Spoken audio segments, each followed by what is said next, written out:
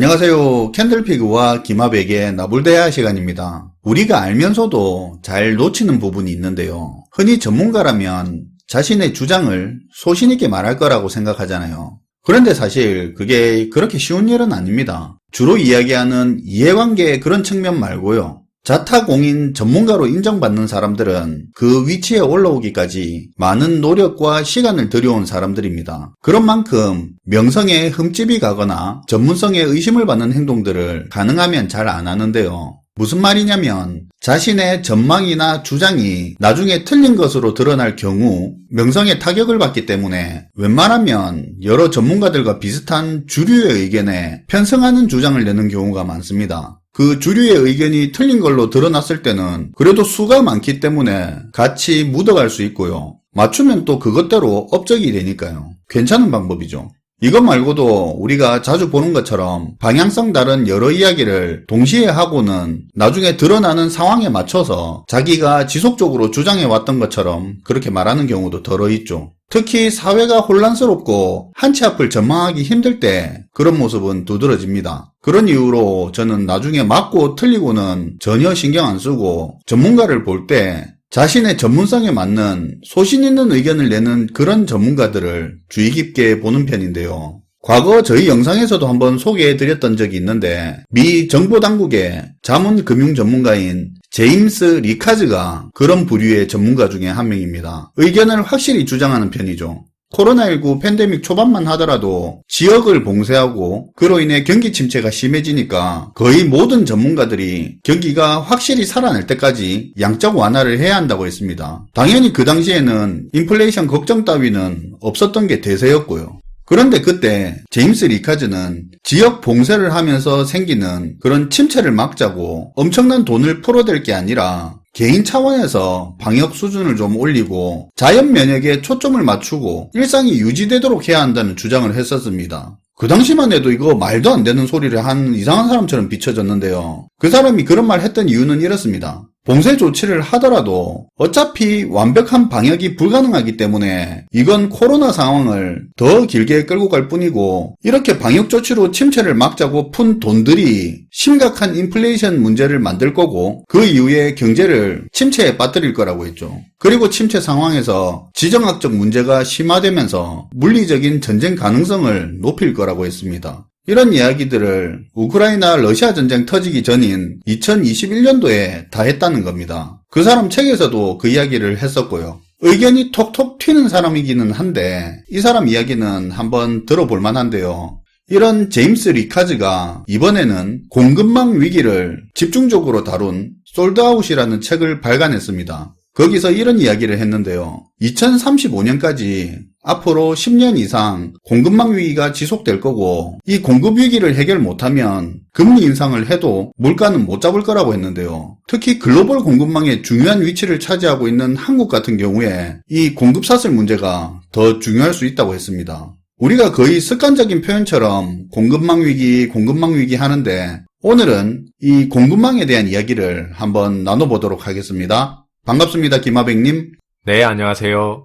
하나의 물건이 우리 손에 들어오기까지는 원료 공급업체를 거쳐 제조업체와 생산업체, 수송업체, 유통업체와 도소매점 등 이런 수백 수천 개의 여러 공급 요소들이 복합적으로 어울려서 형성된 네트워크를 거치게 됩니다. 그리고 이렇게 형성된 네트워크는 마치 한우물만 파듯이 효율성만 쫓는 특징이 있죠. 여기서 말하는 효율성은 비용 같은 개념이라고 보시면 되는데요. 효율성을 높일수록 비용이 줄어든다 생각하면 되는 거죠. 그러니까 소비자들에게 조금이라도 더 낮은 비용이 들도록 물건을 공급하고 그렇게 소비자의 만족도를 향상시키기 위해서 효율성을 극대화할 수 있는 방향으로 네트워크를 만들어가는 겁니다. 그런데 그렇게 낮은 비용을 찾아서 효율성을 극대화하는 게 한 국가 안에서는 한계가 있을 수밖에 없어요. 인건비 문제 같은 것도 있고요. 그쵸. 그러다 보니까 국가를 초월한 세계적인 분업이 이루어지게 된 겁니다. 우리는 그걸 보고 글로벌 공급 사슬이라고 부르게 된 거고요. 예를 들어 아이폰을 보면 아이폰에 사용되는 특수 유리는 한국산입니다. 아이폰에 들어가는 반도체는 대만산이고 플래시 스토리지는 일본 거고요. 기타 오디오 증폭기를 포함해서 배터리, 충전기, 카메라 등 아이폰에 들어가는 수백 수천 개의 부품은 전 세계 43개국에 있는 공급업체로부터 수많은 여러 유통망을 거쳐서 만들어지게 됩니다. 물론 아이폰에 대한 지식재산권과 디자인은 미국에서 나온 걸 우리는 다 알고 있고요.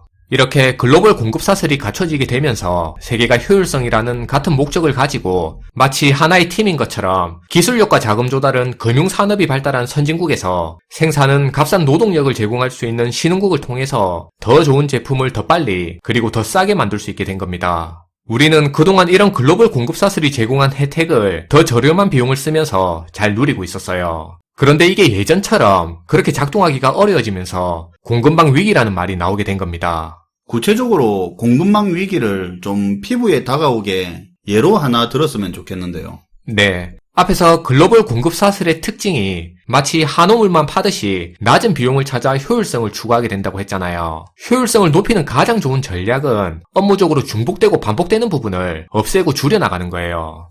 예를 들어 온라인 가구업체가 기존에는 주문 들어온 상품을 배송하는데 5곳의 트럭 운송업체와 계약돼 있다고 가정해 볼게요.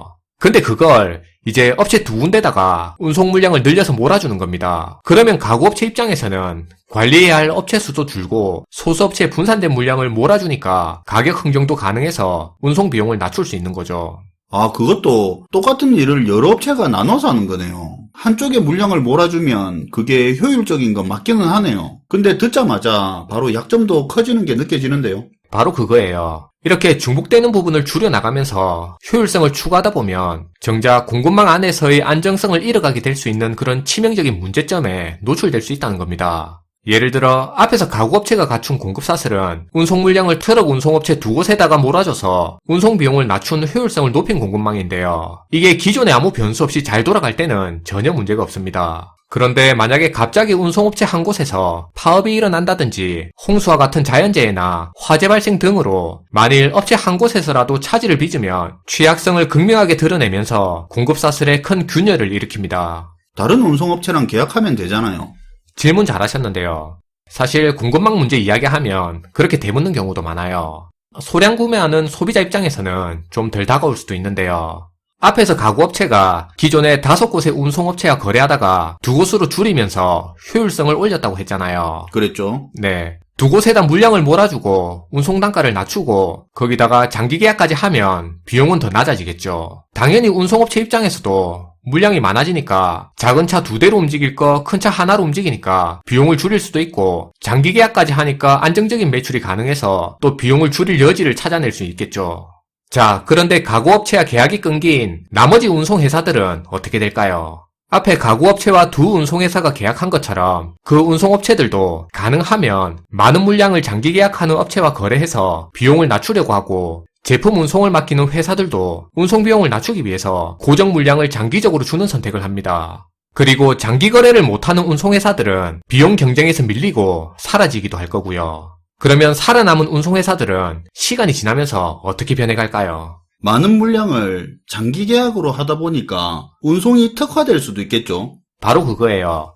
시간이 지나보면 5곳 중에 2업체는 가구 전문 운송업체로 자리 잡게 되고 어떤 운송회사는 식자재 회사와 장기 거래하면서 식자재 운송 전문업체로 변하게 되고요. 그리고 또 어떤 곳은 곡물 운송 전문업체 등으로 변해 있는 겁니다. 그렇게 그들은 그 화물에 굉장히 특화된 운영을 하면서 최대의 효율을 내겠죠. 이쯤 설명하면 이제 다 왔습니다. 다시 가구회사로 돌아가서 장기 계약하고 있는 운송업체 중에 만약에 하나가 문제가 생겼어요. 이 물량을 다른 어떤 운송업체에서 받아줘야 되는데 이미 나머지 운송업체들은 장기 계약이 딴 데 돼 있는 데다가 차량들까지 많이 바뀌어 있단 말이에요. 그렇다고 일회성 단기간 운송을 위해 운송업체가 추가로 차량을 구입해줄 일도 없고 설령 어디서 운송을 해준다 해도 기존과 차원이 다른 운임을 줘야 되겠죠. 장기 계약도 아니고 그러니까. 그쵸. 운송 중에 생길 변수에도 대처하는 역량도 떨어질 거고요. 그러니까 기존의 공급망이 극한의 효율을 추구하다 보니까 발생하는 문제가 이런 거예요. 어디 한 군데가 문제가 생기면 바로 대처할 데가 잘 없다는 겁니다. 전부 다가 각 부분에 최적화되어 있다 보니까요. 그리고 또 이게 가구 회사만의 문제도 아니겠네요. 운송에 차질이 생기면 이사 갔는데 가구가 안 들어와서 쩔쩔매는 사람도 생길 거고, 기업에 들어갈 사무용 가구라면 이게 늦어졌을 때 이건 뭐 회사 업무 차질부터 뒤로 이어질수록 더 큰 피해가 발생하기도 하겠죠. 맞아요. 추가적인 파급 효과가 있다는 겁니다. 이 부분은 솔드아웃 저자 제임스 리카즈도 되게 강조하는 부분인데요. 바로 공급 사슬 붕괴가 이야기할 부작용이 전혀 예측 불가능한 방향성을 가지고 있다는 겁니다. 전혀 예측 불가능한 게 맞나요? 대충은 예상되지 않을까요? 책에 소개된 내용 중에 이런 사례가 있어요. 어느 날 제임스 리카즈가 저녁 식사를 하려고 동네에 있는 해산물 레스토랑에 들리게 되는데요. 그러다 주문한 음식을 기다리는 중에 안 그래도 공급 사슬 관련된 책도 쓰고 있던 중이라 자료 조사차 궁금하기도 하고 해서 레스토랑 웨이터한테 요즘 팬데믹 때문에 식당 영업에 차질이 없는지 이런 질문을 한 겁니다. 그러니까 뭐 해산물 수급이 어려워졌다거나 너무 비싸졌다 이런 말을 예상을 하고 질문을 했겠네요. 네, 그런 짐작을 하면서 질문을 한 거죠. 그런데 돌아온 웨이터의 답변이 굉장히 의외였어요. 세탁소가 문 닫아서 영업이 어렵다는 겁니다. 세탁소요? 세탁소가 왜요? 그게 방역조치 강화로 일손이 줄어들다 보니까 많은 세탁소가 문을 닫게 됐고, 그러다 보니 몇 개 없는 세탁소에서 그 지역의 전체 세탁 물량을 처리를 못했던 겁니다. 레스토랑에서 사용하는 냅킨과 식탁보를 세탁을 못해서 레스토랑 운영에 문제가 생겼다는 거예요. 식자재는 잘 들어오고요. 이게 또 그렇게 이어지는 부분이 있네요. 네, 제임스 리카즈가 강조한 부분이 이겁니다. 세탁소가 문 닫은 것 때문에 레스토랑 운영에 문제가 생길 거라고는 생각도 못했다는 거죠. 공급사슬 붕괴가 야기할 이런 불확실성을 우리가 주목해야 된다고 경고하고 있어요. 그러고 보면 예전에 중국 석탄 수입 차질이 생긴 게 그 결과가 생뚱맞게 우리나라에서 요소수 사태로 번지고 그게 물류 대란으로 이어진 것도 진짜 공급망 위기가 어디서 어떻게 터질지 모르는 대표적인 사례가 될 수 있겠네요. 네, 적당한 예인 것 같은데요. 기존의 효율을 중심으로 갖춰진 공급망의 균열은 예측하지 못한 결과로 이어질 수 있다는 걸 강조하고 있죠. 이런 일이 갈수록 잦아질 거라고 하고요. 글로벌 공급사슬 위기는 사실 2021년 말부터 본격적으로 무시하기 힘들 정도로 심각해졌는데요. 하지만 사실 공급사슬 위기는 팬데믹이 발생한 이때 시작된 게 아니고요. 본격적인 균열의 시작은 2017년에 트럼프 전 대통령이 중국과의 무역전쟁을 선언하면서 글로벌 공급사슬이 본격적으로 붕괴하기 시작했어요. 트럼프 전 대통령은 중국과의 무역 분쟁 중에 중국을 상대로 심지어 이런 얘기까지 했는데요. 솔직히 중국이 없었으면 더 나았을 것이라고 했습니다. 그리고 중국은 필요 없다는 말까지 던져서 이미 심각해진 무역 전쟁을 한층 더 격하게 만들었죠. 그러다 2020년 2월에 전 세계에 코로나 팬데믹이 확산되면서 글로벌 공급 사슬이 더 깊은 혼란 상태에 빠져들게 됐습니다. 이때부터 글로벌 공급망 위기니 하는 말들이 유행하기 시작했죠. 네, 이때부터 본격화된 거죠. 그리고 거기에 더해서 2022년 2월에 러시아가 우크라이나를 공격하면서 에너지 가격이 상승하고 공급량은 줄어들어 글로벌 공급 사슬의 연결고리가 더 취약하게 됐어요. 그렇게 갈수록 공급 사슬에 가해지는 압박은 계속 커지고 균열은 커져만 가게 된 겁니다. 지리 경제학적 관점에서 본 공급 사슬 문제는 우리한테 더 암울한 현실로 다가오고 있는데요. 미국은 현재 지정학적인 이유를 들면서 원자재 투입과 제조 산업을 다시 호주와 일본, 대만과 EU, 그리고 영국을 포함한 우방국들과 함께 진행하려고 하고 있는데요. 중국이나 북한, 시리아, 이란과 같이 그렇게 민주주의를 무시하고 법치주의를 존중하지 않는 나라는 배제하고 앞에서 말한 자유주의 국가와 새로운 국가 동맹체를 형성해서 그들만의 공급사슬 체제를 재창조하려고 단계를 밟아가고 있습니다. 명분은 그럴싸하네요. 네. 공동체 안에 있는 국가끼리만 아웃소싱 관계와 물류 노선을 구축해서 교류를 이어나갈 계획인 거죠. 사실 그게 지금 공급망이 어떻게 변하고 있는지 알려주는 핵심적인 내용인 거죠. 맞아요. 여기에 제임스 리카즈는 우리같이 중간에 걸쳐있는 나라들은 어느 편에 설지에 대해서 직접 결정해야 할 때가 올 거라는 부분도 상당히 무게 있게 강조하고 있습니다.